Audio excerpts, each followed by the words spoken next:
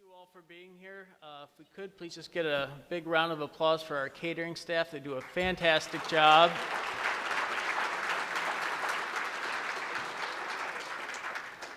Appreciate each and every one of you taking time out of your busy schedules to be here today. I see a lot of friendly and familiar faces in the audience. For those of you who I haven't gotten the opportunity to meet, my name is David McCandless. I've had the pleasure and opportunity to serve as the city's Economic Development Director since last August. It's been a great 7 months, engaging with businesses, large and small, members of the community. And we really wanted to host this breakfast just as a way to say thank you. Thank you for investing your time, your energy, your financial resources into the city of Sharonville and making that your home. Overall, the city prides itself on being very business friendly. We want to be easy to work with, whether it be from permitting in our community development department, our tax office, public works, you name it, it takes a team to get the job done. Part of that is that we have a number of programs that help companies or businesses like yourselves. If you're a larger company, our job creation incentive grant could be of value to you. Especially if you're looking at a big capital investment or looking to ramp up hiring on a significant scale. Alternatively, the city has a series of community reinvestment areas. It allows city leadership the ability to abate your property taxes for a certain period of time in an effort to save on construction costs and otherwise. Lastly, our small businesses, which are the backbone of our economy. We have a small business improvement grant, otherwise known as our facade grant program. And it's up to $10,000 for any exterior or facade or exterior facing projects that you may undertake. So, you know, if you're not sure or you're looking a way to get across the finish line on a project, please don't hesitate to reach out. My direct line is on that business card as my cell phone number. I'd be happy to speak to each and every one of you. As I mentioned, economic development efforts are truly a team effort. It starts with folks like you coming up with a great idea or a great product, investing your time and resources, and every city department is a touch point on that. Whether it's community development, public works, tax department, public safety, I'm missing a couple of them, but they all play a significant role in that, and I want to thank each and every one of them here today. We have many community partners in the room, such as the Alloy Development Company, Small Business Development Centers, our elected officials from Hamilton County, the Northern Cincinnati Chamber of Commerce, Ready Cincinnati, just to name a few, who all collaborate with cities across the region to provide businesses with resources to grow and thrive. Of course, none of these cities' programs would be available to you without the thoughtful leadership of City Council and Mayor Kevin Hardman, who it is my privilege to introduce to you today. Mayor Hardman has served. We'll go ahead and do that. Mayor Hardman has served in elected office in Sharonville since January of 2000. He's held the position of mayor since January 2013. He is a graduate of Syracuse University with a degree in political science and broadcast journalism. Additionally, he has a Juris Doctor degree from the University of Cincinnati College of Law. He currently serves as a Warren County Assistant Prosecuting Attorney, and he is a lifelong resident of the city of Sharonville and a 1989 graduate of Princeton High School. Thank you to School Superintendent Elgin Card for being here this morning. He and his wife Amy are proud to raise their 4 children, Alyssa, Matthew, Noah, and Samuel, only a few blocks from their child and home. Ladies and gentlemen, Mayor Kevin Hardman.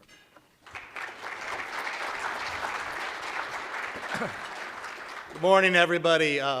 Really pleasure to be able to host you all this morning. As David said, we like to do this in order to say thanks to each and every one of you for being a part of the Sharonville community, for making us the success that we have been able to be for so many years and that we continue to be. While we watch other communities around us and some of the struggles that they've dealt with, especially over the last 4 years, I am proud that because of your hard work, your dedication, your work with your employees and your base, that the city of Sharonville has gotten through the COVID pandemic, has gotten through the recovery of that with little to no interruption, and the ability of us to provide the kind of services that you've come to expect as the business community of the Sharonville, and that our residential community has done as well.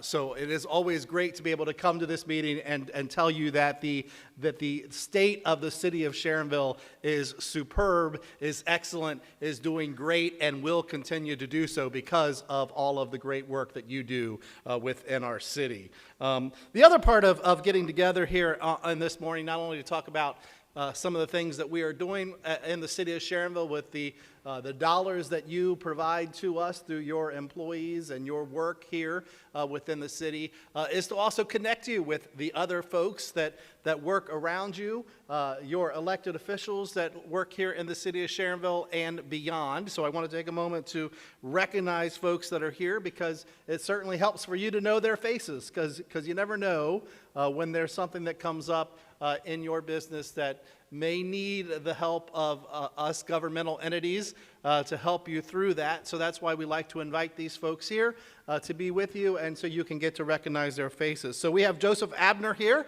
who is with Senator Vance's office. So hopefully you'll have a chance to say hello to him. Mike Robeson with Congressman Warren Davidson's office is with us this morning. In a little bit, you're going to hear from John Husted, the Lieutenant Governor of Ohio. He's going to keynote speech our event this morning. He should be arriving here any moment now from his travels down here.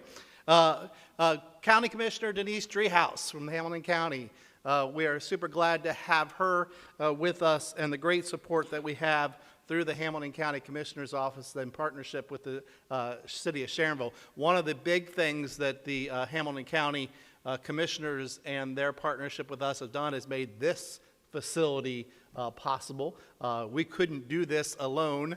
We started it out alone, and it was a great facility at that point, but it's been even greater because of the way we've been able to expand it to make opportunities like this happen.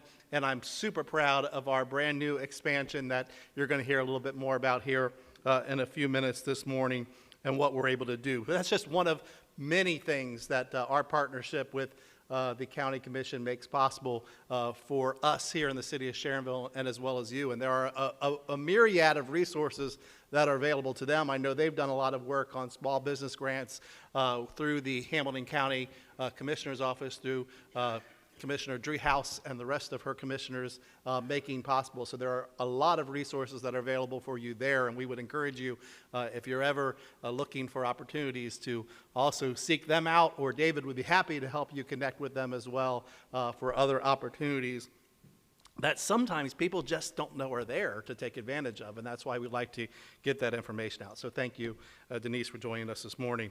Former Mayor of Sharonville, Virgil Lovett, is with us as well. It's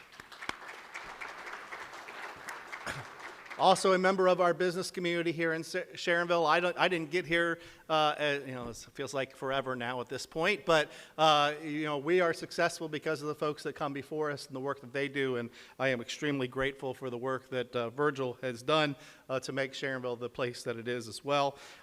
Ed Cunningham, our city auditor up front here. Glenn Lovett, our council at large, probably got called away to work this morning. And Amy Sharpshire, one of our newest members of City Council at large.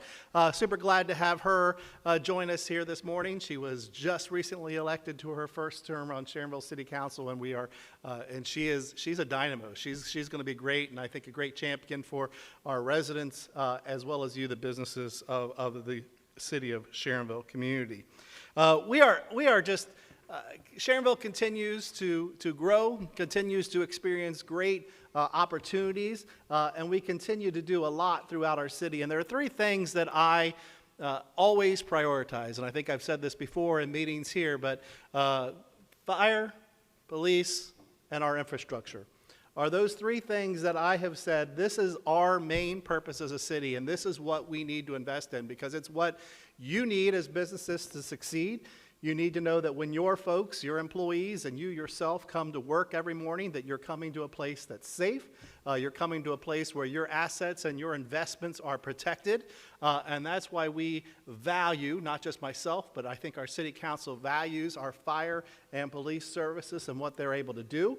And then we want to make sure that we have the infrastructure in place to be able to get your folks here, to get your customers here, to get them to come in and out of the city of Sharonville and hopefully stay in the city of Sharonville as safely as possible through our roads, through our system of connectivity, through our sidewalks, and fortunately in collaboration with our partners with Metro, getting you a workforce here to help you. And so there have been a lot of great things happening in all of those realms over the last year to help you succeed, and things coming up in the meantime. I'm especially proud to be able to say that we in the city of Sharonville, because of your achievements, because of your success, we've been able to prioritize and do those things by having a structurally balanced budget within the city of Sharonville and having zero general fund debt continuing into 2024. It is something I'm extremely proud of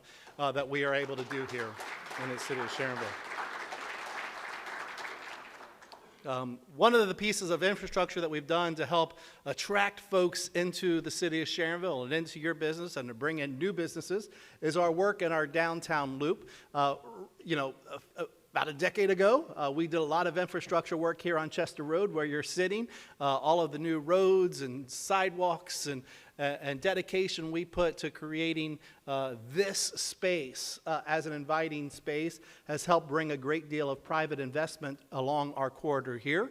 We then started turning our head a little bit more to our downtown, our historical downtown loop area, and investing more public dollars there to attract your private dollars to make that happen. And our first phase of that was completed. Hopefully you've made your way at some point into our historic downtown and have seen the wonderful new additions to our Depot Square area. We've now created a welcoming environment for folks to enjoy an afternoon lunch sitting along the side, for kids to enjoy a hot summer afternoon jumping in the splash pad in the middle of the square, and attracting businesses that will make you want to come there. Like our folks at Charcuterie Creations, just amazing paninis and charcuterie if you're ever looking for a nice lunch, or the folks at Already Cafe and what they're able to share right there on the square. We are very looking forward in the next few months to inviting a new business, a new restaurant into our downtown, Miss Jade's Soul Food, coming to us with another location from their Middletown location, which I hear nothing but rave reviews about the food. So if you're looking for a place to go for lunch in the afternoon, that's a great place to go, as well as all of the other many opportunities that are available to you in our downtown Sharonville loop. I like to say that Sharonville is the place to live, work, and play, and I think our historic downtown Sharonville in our loop area is exactly what we're trying to position at. The great folks at the Sharonville Cultural Arts Center have done a fantastic job in providing opportunities for you to enjoy an art exhibit, to enjoy a play, a musical, or any number of different things to make you want to come into Sharonville, come in to visit. We have some excellent opportunities coming forward, which we are also going to talk a little bit about later on this morning in our downtown loop as we look into the future. I know the great thing that all of those things make us help, and what you saw the picture, I think, earlier as you came in, is that Sharonville has been designated as Ohio Magazine as one of the best hometowns in the state of Ohio. I'm a little biased having it be my hometown and where I have lived for pretty much most of my 52 years of life, other than a short stint in Syracuse, New York. I'm very glad to be in Sharonville, Ohio, especially in the winter. But it is certainly a designation that we are super proud of. My administrative assistant, Anna Ellardine, who's in the back there, is a huge part of making that honor possible, and we are super proud of the work that she did, but we are glad and we wear that with a great badge of honor to be able to be recognized in that way and to show our hard work as far as what we're doing. Talking about infrastructure a little bit more, we've got some great opportunities coming as well. We expect that there's going to be, we've put a priority on connectivity. We want people to find other ways to get around the city of Sharonville other than hopping in a car and driving there. I think it's something that folks are looking for when they're coming and moving into locations.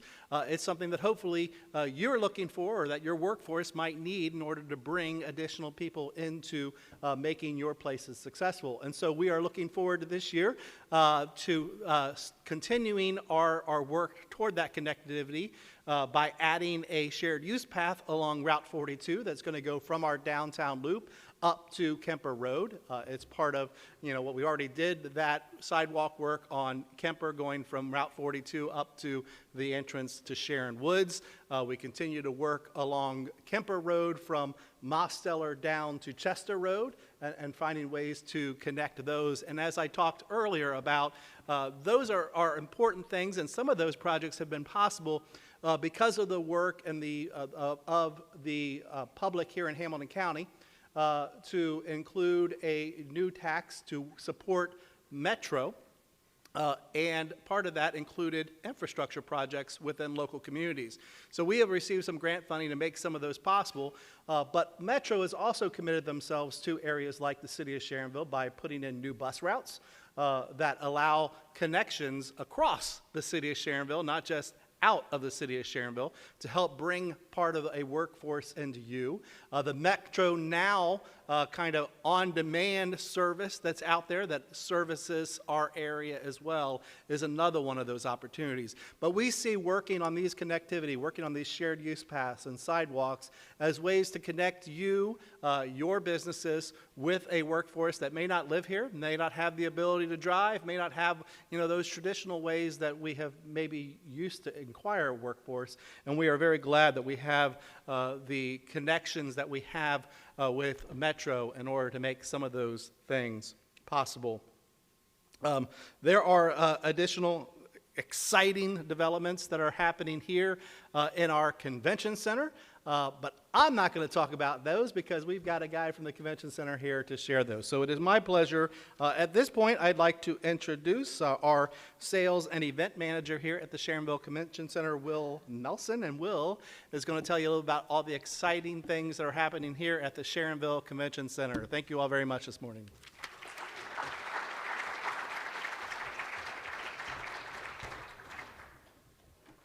Thank you, Mr. Mayor. Hey, good morning, everybody. I am regretting that decision to take wood shop instead of public speaking. But as the mayor said, my name is Will Nelson. I am one of the sales and event managers here at the Sharonville Convention Center. And it's been a really exciting time for us over the last couple years. I started here in 2019. I was a contract employee with our catering partner, OVG Hospitality. And when I first started, I was hearing these kind of murmurs about this big expansion that's coming. And, it was really, everything had kind of been planned and we were just getting ready to get started. Well, COVID happened, right? And so you can still kind of find on YouTube, there's some things that say, the Sharonville Convention Center planned opening for 2021. And now here we are in 2024 and we're so glad that it's here. And it's thanks to the county, thanks to the city. We're so excited to have the space that we have. I don't know if anyone's gotten a chance to get into that space yet, but before I even start on talking about the building, I'd like to offer a chance to tour with me after the event. If anybody's interested in seeing the space, I'd be happy to walk you through. It's a fantastic new facility over on that side, and we're just so excited to be able to use it. So one of our biggest objectives here at the convention center is obviously to generate revenue for the city and be a good partner there, but to be able to help the hotels, the restaurants, the tourism in our area, and to be kind of an anchor for a location for people to go for trade shows, for expos, for corporate events, different things like that. And it's really cool. I was here Friday. We did a big Kroger event in-house on Friday for 350 people. Saturday, we had a political event on Saturday morning. Saturday night, we had 3,000 cheerleaders here with their families. Sunday morning, we had a guitar show in this very room. So for me, that's kind of the fun part, is to see the different things that come through our doors. How can we be a good partner to different people that are coming from our community and want to do these different things, whether it's an expo or a trade show or you know, even a banquet breakfast, to have a meeting space. You know, I can't think of a better place to have 150 people gather for breakfast than our facility. And we take a lot of pride in that. So thank you all for being here as well. When we did this expansion, we put in the Northern Lights Bar and Grill, which is close to being completed, but we're really excited about that. You go to these convention centers, and my boss, our executive director, Jim Downton, who couldn't be here today, but one of his things that he always says is, you know, we don't want to be the big gray box. And you think about a convention center, you think, okay, concrete floors, you know, exposed ductwork, and we do have some ductwork in there, but it's not the big gray painted box. We wanted to be able to kind of use the space as dual purpose banquet space, as well as being able to do trade shows and expos, and it really turned out well.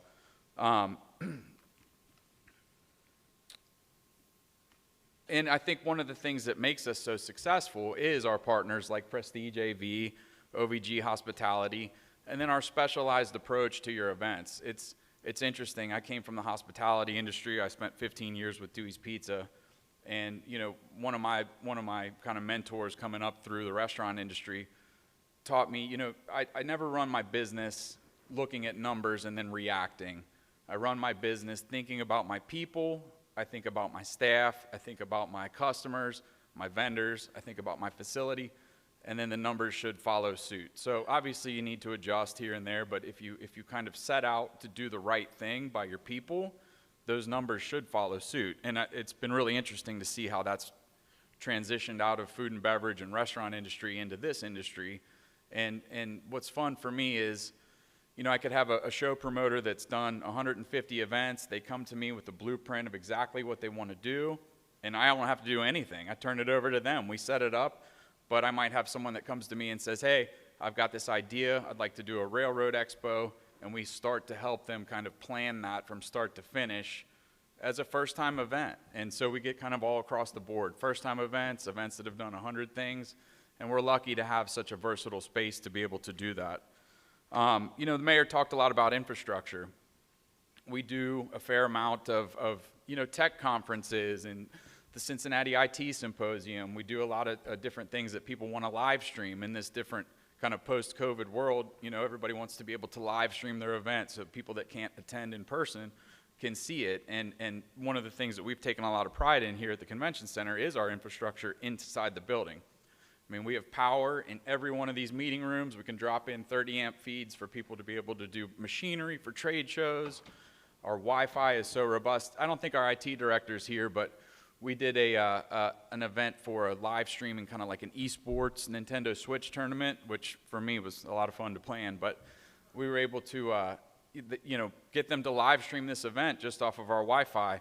And I remember kind of on the front end of that talking to our IT director and him saying, you could have 10,000 people online and you could still live stream, no problem. So we're trying to be, you know, future-proof in a sense that we're ready for anybody to be able to do anything inside the facility, and we're here to kind of help walk them through that.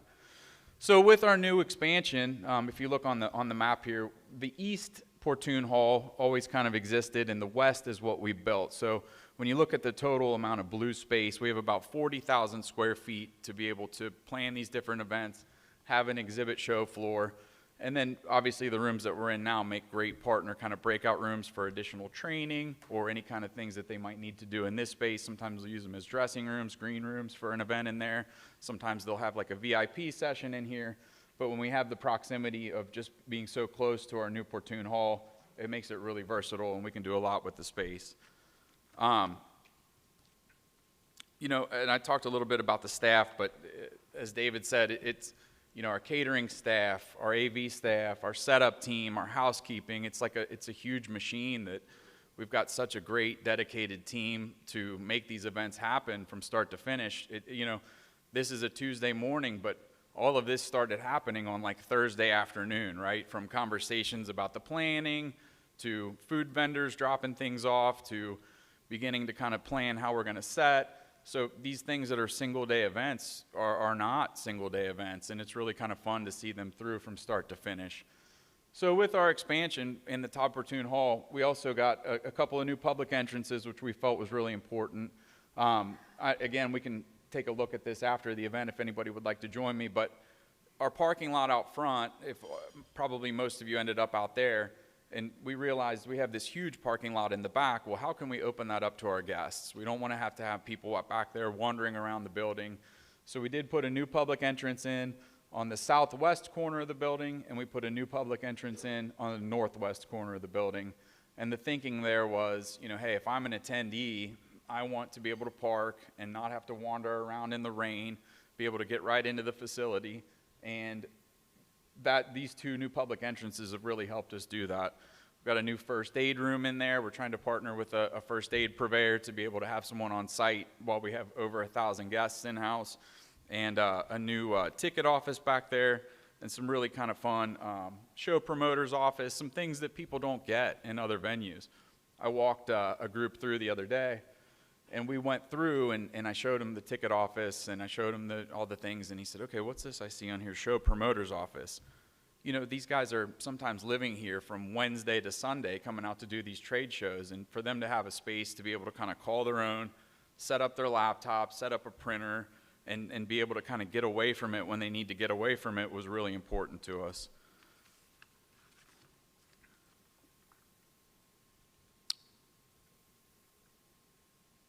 So again, we're glad to be here. We're glad to be a good partner for the community.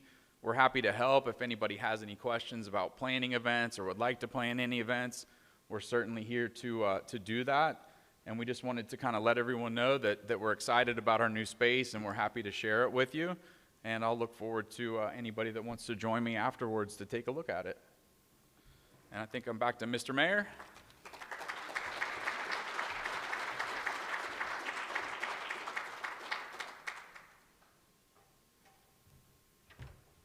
Thank you, Will. Like I said, we are really proud of this facility and what we are able to do here to attract folks into Hamilton County, and especially into our northern community. And I had the opportunity earlier to introduce Commissioner Driehaus, but probably because she was stuck, and I hear there was some problems on 75 this morning.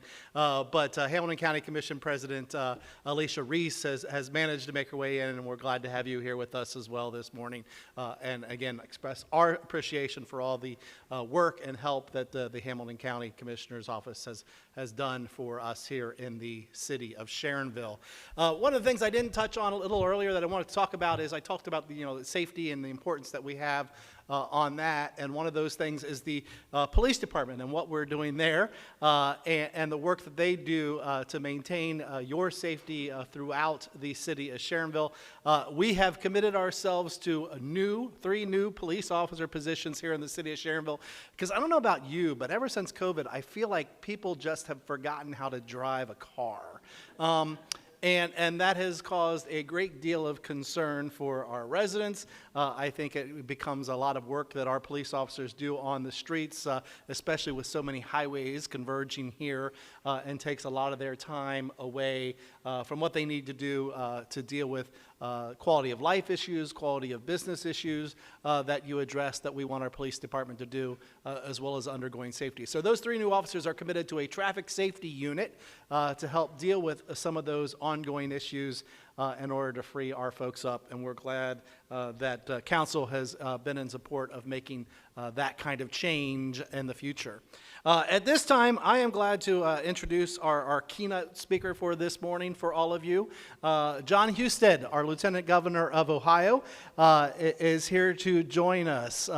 Lieutenant Governor Husted has a long history here with the state of Ohio, having served as the Lieutenant Governor since 2018, previously served as the Ohio Secretary of State, Speaker of the Ohio House of Representatives, and a member of the Ohio Senate.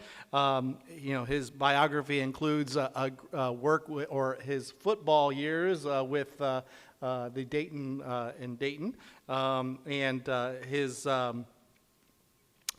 master's degree that he received From there, he remained in the Miami Valley. As a result, served as the Vice President for Economic Development at the Dayton Area Chamber of Commerce. And I think that that background that he has had has proven very beneficial to him in the Lieutenant Governor's office, where his focus has been upon business development and helping you, the business community, not just here in Sharonville, but throughout the state of Ohio, to succeed, and making the state of Ohio an inviting place for you to want to bring your businesses, to hire your employees, and to be successful. So it is my honor to introduce to you Lieutenant Governor John Husted this morning.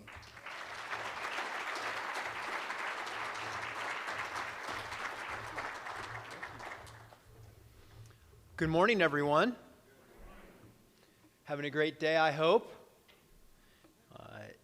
I was just over there making sure that you read all that appropriately. I was reading it right off the... But I appreciate the introduction and the opportunity to spend some time with you this morning, and I hope at the end of my remarks you will have learned something and maybe have a few good questions. Just to recap what I do, because I thank you for giving me the opportunity to work on these issues every day. I focus on economic development, workforce development, innovation, and regulatory reform. And on the regulatory reform side, just a couple things. We've used AI tools to go through the entire administrative and revised code to eliminate in-person, paper, digitize everything that we can in the regulatory code so that you don't have to show up in person to do things or fill out paper forms. And we've eliminated 3,000 words out of the administrative code just in the last few years. So those are the kinds of things that I work on. On innovation, we make it so that we use technology to improve the way we do business, serve our customers, the people of the state of Ohio, and try to make Ohio the most innovative entrepreneurial state in the Midwest. For example, in most cases, you no longer have to go to the BMV anymore. We've digitized all that. We allow you to do it online. We've used technology to do that, because I know everybody loves their visits to the BMV, right?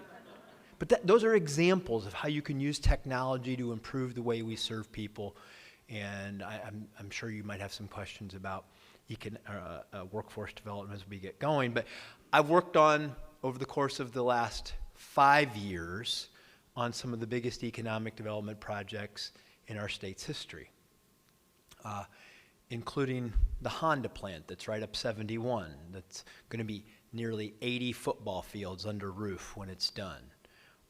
More locally, WorldPay, where we were competing across the whole country for that headquarters, which recently was announced for Cincinnati. And part of the reason that we got that is because we got the British Airways flight to London out of the Cincinnati, Northern Kentucky airport. MedPace, which is an amazing company in Cincinnati that does clinical trials for drugs and therapies, and they do it for 40 countries around the world, right here in Cincinnati. And then, of course, Intel, which, if you have questions, I can talk about, but they are now up to 359 Ohio suppliers for that project, including some things that they're just doing right now in Adams County. So that's my background. Those are things I work on every day. And I looked at Sharonville's list of accomplishments on my ride here today, which are impressive. At least 13 businesses made Sharonville home in 2023. City saw a $39.7 million investment in commercial development, and that was a 43%, almost 44% up from last year in the previous year. And your 10 largest employers, among your 10 largest employers, 7 of them are private sector companies. Because I can tell by looking at the health of a community, when government or not-for-profits dominate their economic landscape, that is usually a sign of a community that's not thriving. When it's private sector businesses, that usually is an example of communities that are thriving. And 7 of your 10 largest are privately held, which is great, because it's not only the direct jobs that come from it, but it's the supply chain that supports those.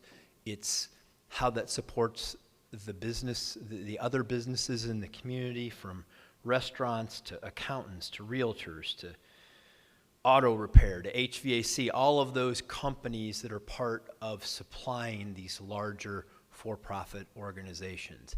That creates an economic momentum in the community that only comes from the private sector. Because when you do that, what's so wonderful about it from my life in doing this is because when you have a private company that sells things outside of your community, outside of your state, outside of the nation, that's money that comes from other places back here and creates momentum. That's why it's important.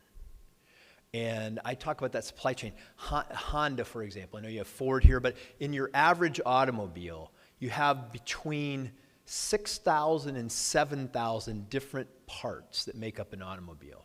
And it's some company and somebody's job to make every one of those. And it's why it's so important to have those kinds of companies in your community. So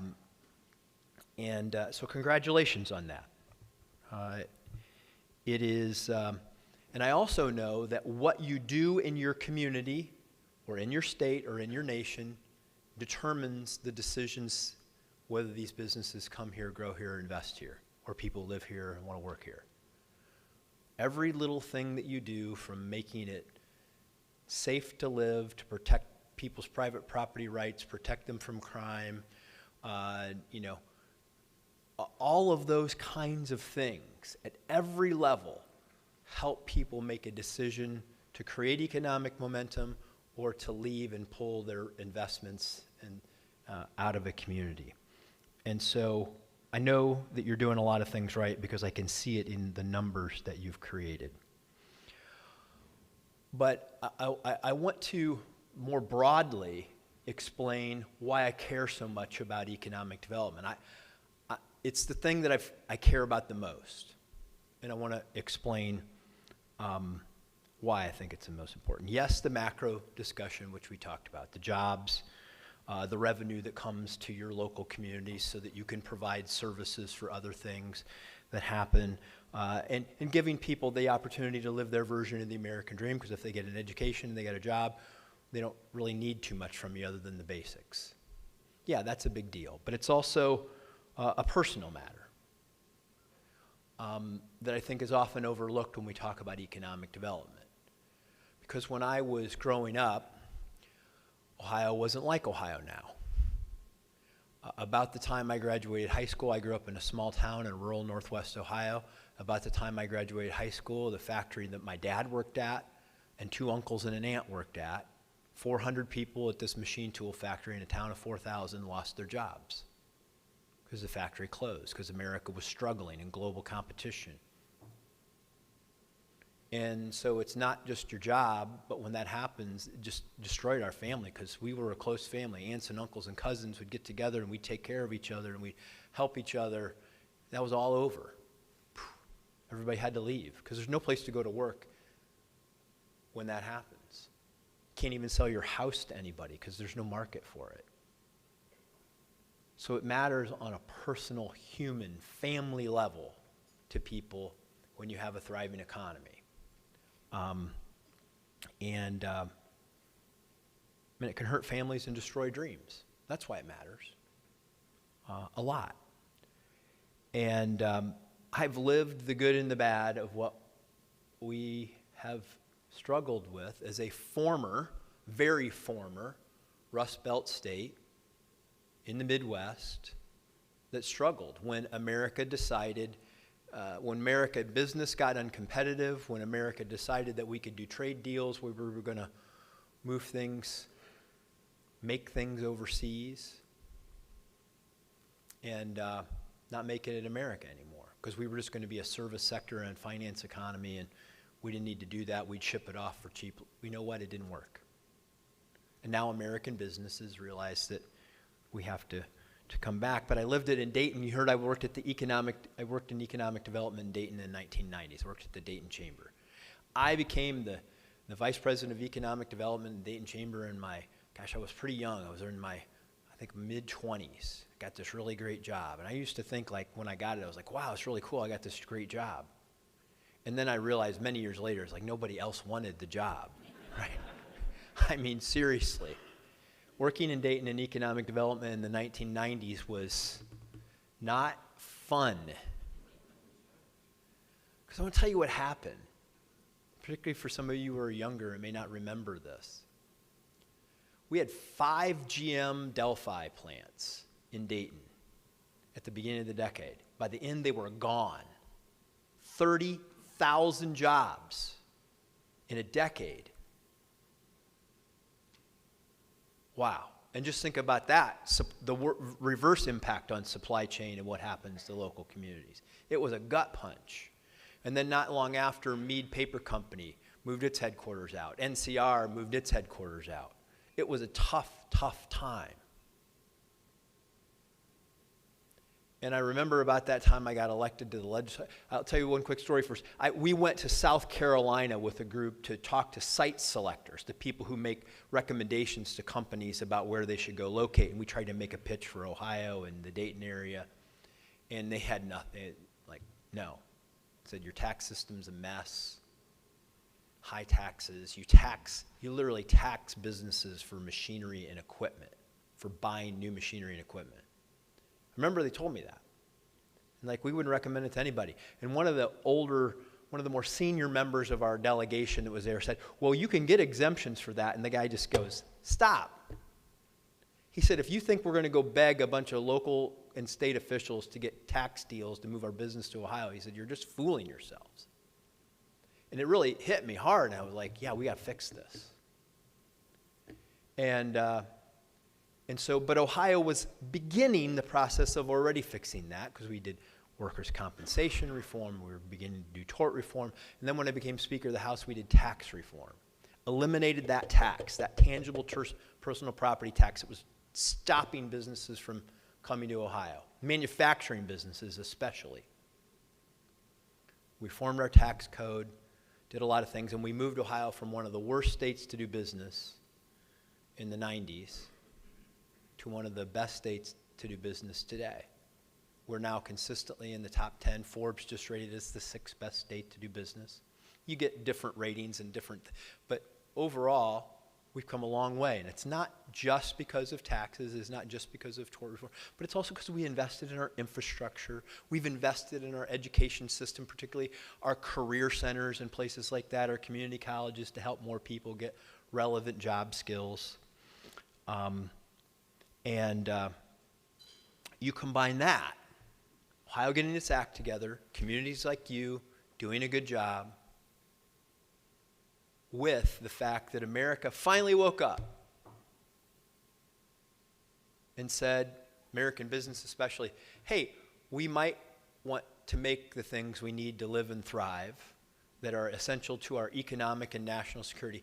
We might want to make those things in America again. And so preparation has met opportunity in the state of Ohio and throughout the Midwest and other good states like Indiana that do a nice job. And we're seeing businesses want to locate back in our states again. And that's why we're in a position today where we literally have more jobs than we have people to fill them. And we've had 56 companies move from the coast to Ohio over the last 4 years, including some of those that I mentioned. And we now have opportunities like we've never had before. I can go through the list of, I remember like when I was doing economic development in Dayton. Okay, I'm not kidding you. I have to tell the story, because it was so bad that when we got a call center, we got a Victoria's Secret call center in Kettering, Ohio, and like every public official was in the county was there because it was the only new business we had move in an entire, like, several years. And now, Dayton just landed Joby Aviation, which is going to build electric vertical takeoff and landing aircraft that are the most modern aircraft in the world. They competed with companies from the states from all around the country, and Joby picked Dayton. And it's happening in a lot of places across Ohio because we're getting things right now. And America is making things in America again. And it's important for me to share that story when I talk to economic development groups, because it's important to remember where we were and how we got to where we are now. And there's much, much more to that story, but those are the basics. And that we have to remain hungry to do that. We have to stay focused on what will attract people and investment to our communities. Because I know people want to make it complicated and they want to bring in their agendas and things like that. Capital goes where it's most appreciated. That is just the truth. Businesses are not in the business of doing favors for states or local governments or communities. They're interested in serving their customers. And wherever you make it easier for them to serve their customers and win, that's where they'll go. And then we get the upside of the prosperity that comes with it. And that's great, because I now, in my life's journey, I'm so proud of our state. I'm so proud of so many people. I'm proud to have had the opportunity to work on those issues. I'm proud of what we've done as Ohio. We're a long way from being at the top of the mountain. But we're now a state where our children and grandchildren don't need to leave Ohio to find their version of the American dream and to have great career opportunities, because we have more jobs than people. And that goes back to that personal story again, because I do think it matters. I do think economic problems cause social problems, just simply because families can't stick together. And you all know this. It's like your family is the most important thing. Being there for your kids, if you're a grandparent, it's being able to maybe see your grandchildren. It's keeping that family together. It's when you're starting out and you're trying to raise a child, having grandpa or grandma near, or a brother or sister near to help out when things are tough. That matters. It's part of the social fabric. So economic development is also part of our social fabric. And that's why all this stuff matters. Now, it doesn't mean we don't have challenges. For example, if our children and grandchildren no longer need to leave Ohio to find opportunities, then we need to build new housing unless you want them to live with you. Because that's true. And we have other things like workforce. We face challenges because we do have more jobs than people. And the one thing that is always a question these days when we're competing for businesses and trying to grow businesses, and entrepreneurs are looking at opportunities, is can you provide the workforce? That's why I love what we're doing with our career centers. I just did a career center yesterday. Our career centers are booming. The career center I was at yesterday, 10 years ago, had 850 students in their career center system. Today they have 3,100 career center students getting educated in welding,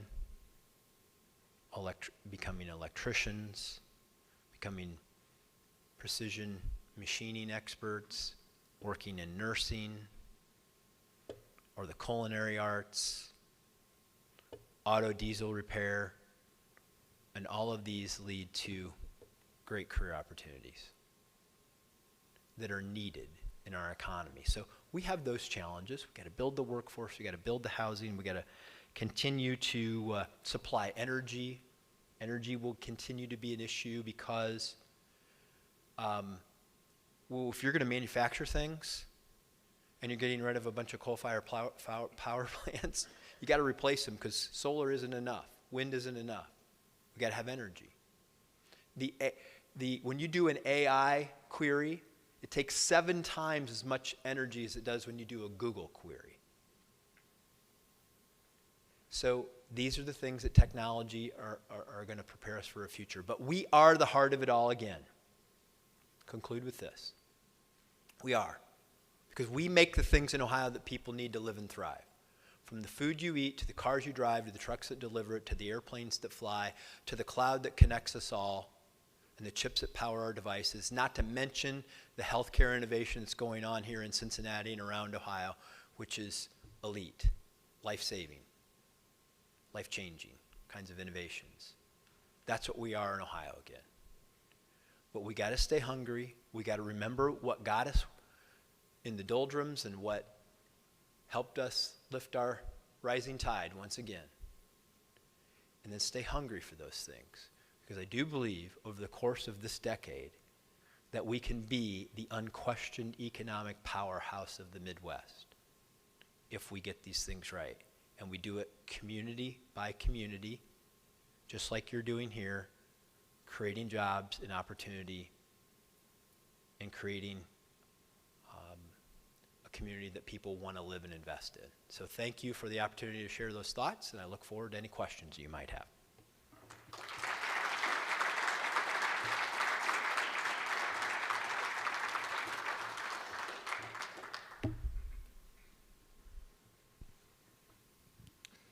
I'll start with a question. Sure. You have a whole list of things that I could question and probably love to hear the answers of where it's going, but we'll just do energy. So with the energy piece that you mentioned, we know wind and solar is not going to be it. So where is the state of Ohio going on energy to keep the lights on? Yeah. So we are regulated. So to produce more energy, we are regulated by a 13-state regulatory entity called PJM. And then you have FERC, which is the Federal Regulatory Commission that produces the permitting and things like that. So we are at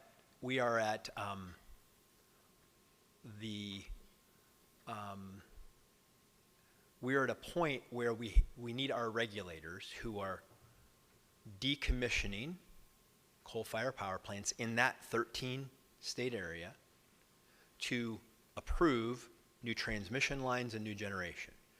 Solar and wind, plenty of projects out there, but they don't provide 24/7, 365 energy, okay? And understand what's happening. I don't want to give you a number, but the number of data centers that are going to be needed to produce our information with artificial intelligence, to do that is going to be, I mean, they're growing like mushrooms, seriously. They're popping up all over the place. And they require an enormous amount of electricity. And then if we're going to electrify our auto fleet, which I think is going to go slower than what the federal government thinks, we're going to need new generation. So we are meeting with our regulators in the next week or so to say, what's your plan? And you can do it. I think the short-term solution to that is continue to do an all-of-the-above strategy. You can do wind and solar for communities that want it. We can use, the largest domestic manufacturer of solar panels is First Solar, which is up in Toledo area. We can continue to do those things where people want them. But short-term, I believe that it's going to be gas-fired energy power plants, because we have plenty of gas in Ohio, and gas is 50% of the carbon footprint of coal for the same kilowatt hour. And then eventually we will transition to more and more nuclear, because I believe fusion technology is not as far off in the future as we thought maybe 10 years ago. And so, but it's a collaboration. It's going to be with all of our regulators. It's going to be relying on the advancement of technology. But we have to have all of the above, because it's just like what you might do with your investments. You never know what's going to be the exact right solution. So you want to make sure that you've got a number of options at your disposal to meet these needs.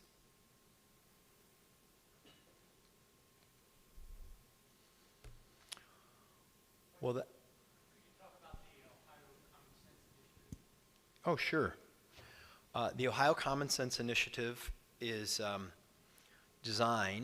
was initially designed to make sure that regulations that are offered by the legislature, because every time the legislature passes a bill, it says that the appropriate agencies shall promulgate regulations.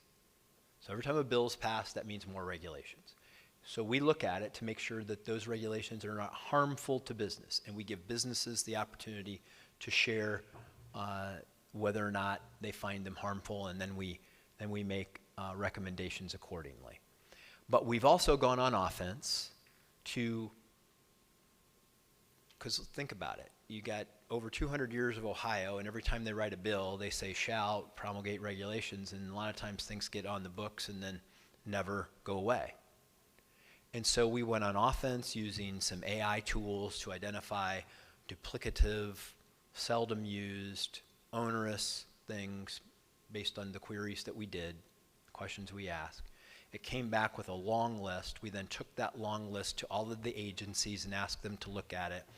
And we actually made a recommendation to the General Assembly to eliminate 5 million words out of the regulatory code, which is 1/3 of the code. They've approved, either we could do on our own, or they've approved 3 million of those words to go away. Just 2 Fridays ago, we eliminated 610,000 words out of the building code that just didn't need to be in there. Let's just focus on anything that's different in the Ohio code from the federal code. Let's get rid of everything else that's not germane and make it easier for people to comply. That's an example. But eliminating in-person visits, eliminating paper processes, all of those kinds of things so that we make it easy and convenient. And we've saved hundreds of thousands of hours for people in compliance, time and costs. I mean, it's millions of hours now from those efforts. And it is, it's not, I'm not going to try to portray it as more than it is, but it saves a lot of people a lot of time and money. And you can do this this is how we should use technology to improve government. Because nobody could read all of that. Like, you couldn't hire somebody to read all that, but you can use these technologies to go through and identify things that we get rid of, and then you use a human eye over the top of it to make sure that it doesn't cause any harm. And that's what we've done, and we're going to continue to do it. You talked about innovation, and the state made a big investment in our innovation district down by the University of Cincinnati. How is that program going? And oh, by the way, go Flyers. Go Flyers. I know they're going to be got a basketball tournament here coming up. So we have the innovation districts. So just to give people that don't know, working with Jobs Ohio, we created 3 innovation districts. What they're designed to do is to use, to invest in R&D and talent production. For example, the 3 combined, working with the universities, are supposed to generate, I believe it's 46,000 new STEM graduates over the course of the next 10 years, above and beyond what we were already projected to. So there's deliverables that they have to do. They have to draw down research dollars with our money. They have to deliver more STEM talent. And that is designed to focus on creating that flywheel effect around the research and development, largely in Cincinnati with Cincinnati Children's and Hospital and some of the research. But there's more than that. And we created 3 of them, one in Cincinnati. Cincinnati was our first one, and Cleveland was our second one. In Cleveland, and we invested $100 million in each one. In Cleveland, they got the first quantum computer that does healthcare, a privately held quantum computer partnering with IBM that does healthcare research in, first one in the world to do healthcare research on a quantum machine. And for those of you who know what quantum computing is, it's in its infancy, but it, for example, could do 10,000 years of computer calculations on a normal supercomputer. It can do it in a day. And what this will do for researchers is help them solve unsolvable problems. Because you could have never done research on something that would take 10,000 years to run a computation on. Now, if you can do it in a day, you can just run down all of those bad answers and get them out of the way until you find the right one, which will lead to new. So that's happening there. And then a lot of it's built around gene and cell therapy here in Columbus. That one, the one in Cincinnati is down by UC. The one in Columbus is near Ohio State. And we're also looking to do innovation hubs in several areas. I know we have proposals from around the state. Some of them that are exciting is there's one on glass in Toledo, which is the glass city. There's one in Akron on polymers that could help you figure out the chemistry and then it's not only figuring out the research, but it's also making it viable in a commercial setting so that you could design, say, a polymer that could be biodegradable under a certain circumstance so that it doesn't have any environmental harm, things like that.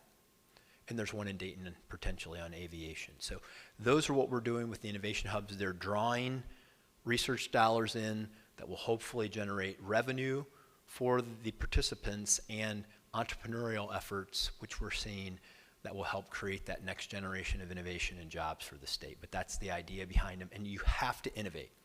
There was a Nobel Prize winner in 1987 who did this, he won the Nobel Prize for basically proving that 90% of your real economic growth comes from innovation. And then capital applied to that innovation. And that's what we're trying to do.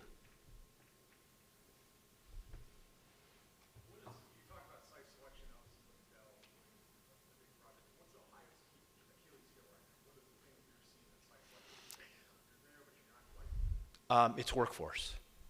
If you look at all of the ratings that we get, it's can we supply a workforce? And we have a demographic problem in America and in the developed world. But I think we're. Well, let me first explain. So this year, more people will turn 65 than at any time in American history, only to be surpassed next year when even more people turn 65 than at any time in American history.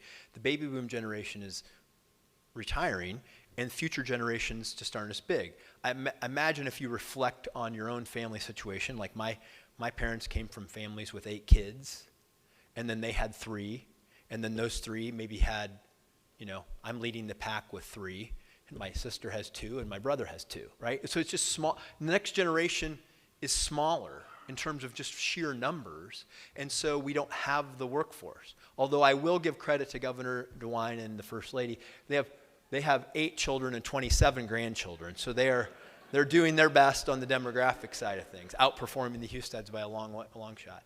And but that's our challenge. It's workforce, and that's why for local communities, and I think that you have Laurel Oaks, Great Oaks, and the folks maybe here today, career centers are a huge part of that, because if you're going to pay somebody, for a college grad or a master's degree or a doctorate, somebody that's you're going to pay enough for them that you can recruit them from anywhere in the world. But for all of those jobs I talked about earlier at the career centers, you're not usually going to get people to move very far for those jobs. And so to the extent that we do a great job at building talent locally, giving those high school graduates an opportunity to move right into work, partnering with a business who's already there working every day at that career center, recruiting well before they graduate, you give them that clear line of sight into a career, and they're more likely to stay in your community, work in your community, and have the skills to do the things the businesses in your community need. That's this pathway. And then we have a program called Tech Cred, where any one of you who wants to earn an in-demand credential can earn it for free in the state of Ohio. No excuses. You pick an employer, the employer picks the employee, and you pick the skill you want to earn, and then when you earn that skill, we reimburse you for the cost of that credential, earning that credential, which gives you more earning power, more job security in businesses, the talent they need. But that's our issue. Will we supply the talent? Now, we have other issues. Housing's an issue. And a lot of the reasons, it was just read an article this morning, and I know this from living it. It is local regulations that make it hard. It is the need for water and sewer development and infrastructure. It is inflation and interest rates that are causing problems in the marketplace. But those things, some things are part of the market cycle, some things are fundamental. Communities and counties and all of us need to fix the fundamentals, and then eventually the economics of these things work out. But, those are our challenges. As we interact with businesses, that's what it's about talent. We have time for one more question. So you mentioned tax credits and things like that for businesses. Have you guys ever considered those kind of tax credits for your municipalities and places like that so that the builders have less costs to bring in the housing, the lower end housing? So we have a state workforce housing tax credit. But I will caution any public policymaker on any incentives as it relates to housing. Because once you get in that game, you'll never get out of it, because you've set the bar for how the economy works on housing. And nobody else will build unless they get the incentive, because you've lowered their ability to make a profit on that development. And so I would be very, very hesitant to get the government too involved in that. However, there are innovations that are going on. I mean, first of all, look at your own regulations, allow for more density, make sure that you have the infrastructure like the water and sewer, the roads, to lower the development costs, and then let the market work. If you lower the barrier to entry in the market will come to you. And I see it happening in communities where they're doing well, and I see it not happening in communities they don't. And let's face it, it's true, some communities don't want any housing. And they don't want a certain kind of housing. Well, we need all kinds. And they got a plan for it. And that's going to determine what, because look, businesses need places for their workforce to live and your children to live. These are not people moving here from somewhere else. These are your kids and your grandkids, like creating a market for them to live here. And those are the things that we need to do. In some places we're doing it well, in some places we're not. But we're learning, okay? So in everyone's defense in the state, like growth in housing is not something that we're accustomed to, because we've went an entire generation without a lot of that happening. And so in Licking County, where Intel's coming, like that community's doing it really smart, because they said, oh my gosh, we caught the bus, and let's get together and do land use planning, and let's figure out our water, and let's figure out what kind of mix of development we want to have between commercial, residential, and where we want it, and what infrastructure we want, and how we're going to do parks and green space and things like that, and then do some high density stuff for people. So plan it out. What do you want? That's what metro planning organizations can do when they're at their best, to say, okay, this is what we need. Okay, where are we going to do it? And what communities want to step up and do it, and how do we help them? So it's a good problem to have. Finally, we have the problems of growth, and I'll take those over the problems of want any day. Thank you very much. Governor, thank you very much.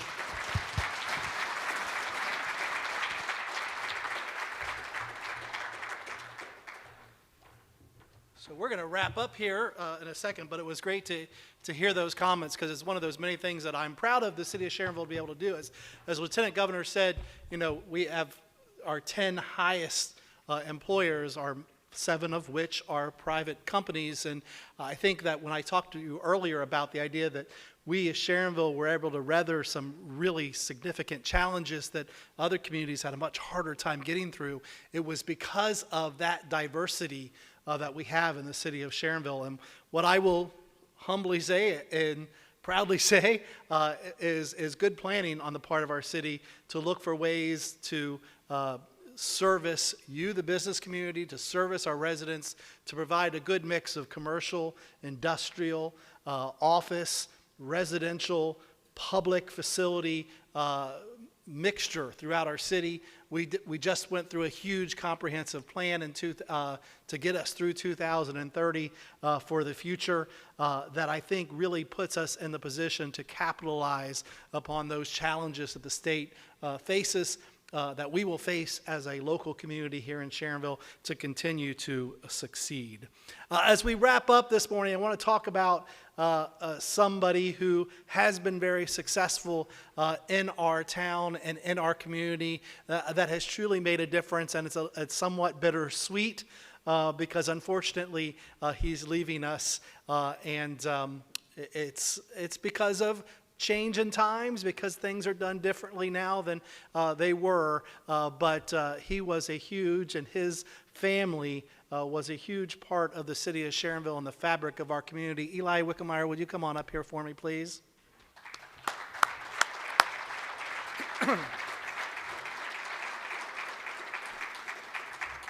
So the Wickemeyer family make up Cliff Hardware that have been a fixture to our downtown Sharonville community for near almost 100 years.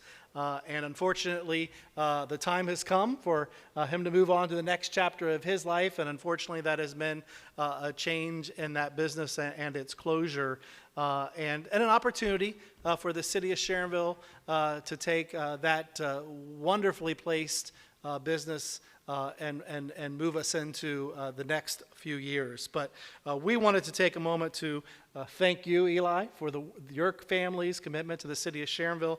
And so I have a proclamation from myself, and then I know the Lieutenant Governor has something to share afterwards. But whereas Cliff Hardware has been a valued and respected member of our community, in the heart of our downtown, providing quality products and services to generations of customers. And whereas a familiar and favorite Sharonville staple, Cliff Hardware, has been owned, managed, and operated by the Wickemeyer family for over 50 years.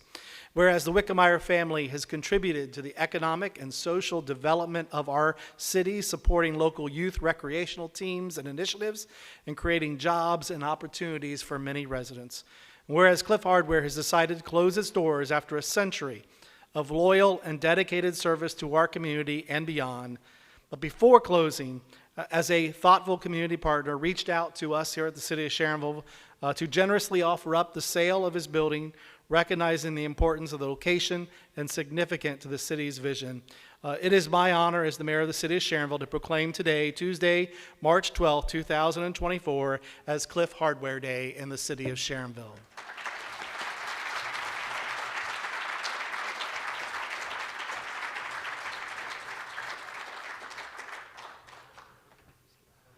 Yep, let's come on over here. Who's got the camera here? Eli, come on here. Okay,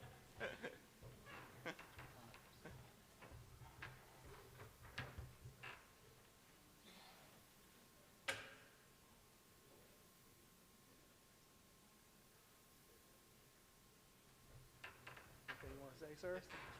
No, appreciate all yours. All right, thanks. Thank you. Thank you all very much. Will is available to give you any tours of this great new convention center and our new expansion. We're happy to show it off. Otherwise, we want to be respectful of your time. It's 10 o'clock. We are done. Thank you all very much. We'll see you again soon.